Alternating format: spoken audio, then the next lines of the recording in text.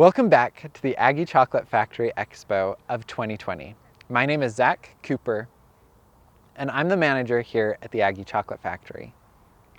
This is episode 3, where we're going to cover sorting, roasting, winnowing, and grinding and conching.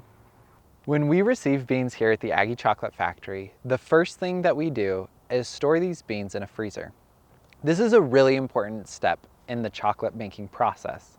As described before, a lot of these cocoa beans are coming from small family farms, which means that they're exposed to the environment, pests, animals, bugs, and anything else you can really think of. This means that we want to be able to ensure that there are no infestations in our facility. By placing these beans in the freezer, this helps eliminate any type of living bugs or animals that may have gotten into our bags of cocoa beans. After 2 weeks, we remove these bags from the freezer and place them into our bean room. This is the raw side of our facility. What that means is that it's not safe for human consumption. These beans are then sorted by our employees to determine whether or not they are good or bad beans. Good beans are identified as beans that will not crack and break apart in our roaster, are not stuck together, and they also sort out any type of foreign material such as twigs, rocks, or bugs. After the beans have been sorted, we take the beans to our roaster. We place 5 kilograms of beans into our roaster at a time. Every bean has a separate roasting profile. Most of our beans are roasted at about 270 degrees Fahrenheit for approximately 20 minutes, give or take a few. Each profile is unique and is used to optimize the flavors that can be obtained from the different origins of beans that we carry.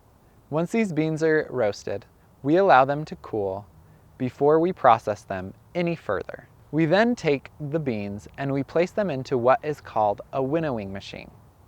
In winnowing, we place the beans in a chute. This chute has a shaking mechanism that shakes the beans slowly where they come into contact with a knife that cuts open the bean. Below the knife is a fan that will blow the shell into an exterior bag, and the nib will fall into a chute where it'll be further processed into chocolate. The shells that come from the winnowing process are used at the USU greenhouse as compost. After the bean has been winnowed, the next step is to two-roll refine. This step essentially crushes the bean down to the size of a grain of sand. Afterwards, we dry these nibs for about 12 to 24 hours. We dry the beans to be able to eliminate as much moisture out of the beans as possible. Water is not a friend of chocolate. Once we dry the nibs, we then introduce them into our melangers. The melangers essentially crush the nibs until they become liquid. It does this by crushing the bean, exposing the pockets of fat inside the bean. And it also uses friction to melt that fat until we get a smooth, silky, liquid chocolate.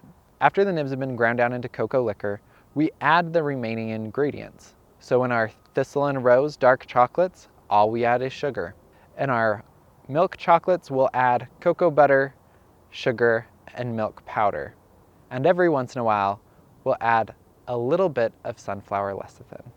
Once we've added all of our ingredients, we grind all of the ingredients together for 5 to 7 days. We do this until the particle size is less than 20 micrometers. That's 10 times smaller than a filament of hair. The purpose of this is to eliminate any type of graininess that you might feel when eating a piece of our chocolate. Once the chocolate is finished in the melanger, we place it into bricks, where we then store at the back of our facility until the chocolate is ready for further use. Thank you for joining me for our Aggie Chocolate Factory Expo 2020, Episode 3. Be sure to also visit aggiechocolate.com and use the discount code shown on the screen to get a great deal on some delicious Aggie chocolate.